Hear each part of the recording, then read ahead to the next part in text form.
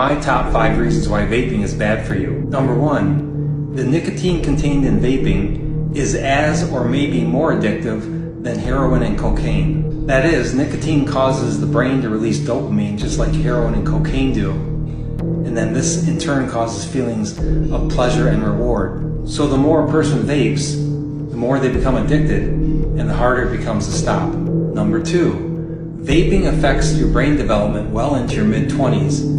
And it increases your risk of developing a stress disorder, anxiety disorder, depression, and it can even result in seizures, stroke, and even dementia.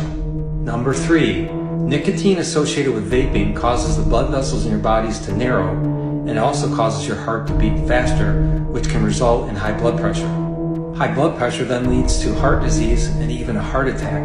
Did you know the odds of having a heart attack are 40% higher if you vape than if you do not? Number 4, vaping releases toxins like formaldehyde, which then gets into your lungs, causing scarring and inflammation of the lungs. This damage to your lungs can then result in difficulty with breathing and even hospitalization, requiring to be on a mechanical respirator, and can even result in death. Lastly, vaping during pregnancy is not safe because it can damage the development of your baby's brain and of their lungs. This occurs because nicotine can cross through the blood vessels of the placenta into your baby's bloodstream during pregnancy. So please consider what I have told you in this video. When my parents were young, in the early 40s and 50s, smoking was the thing to do, and smoking was even endorsed by doctors. But 40 years later, we found out that smoking was horrible for you, and it's probably the worst thing you can do to your body.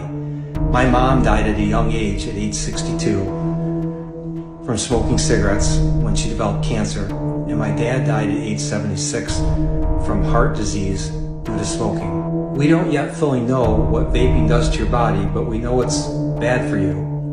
Don't wait to find out 30 years from now that you should have stopped.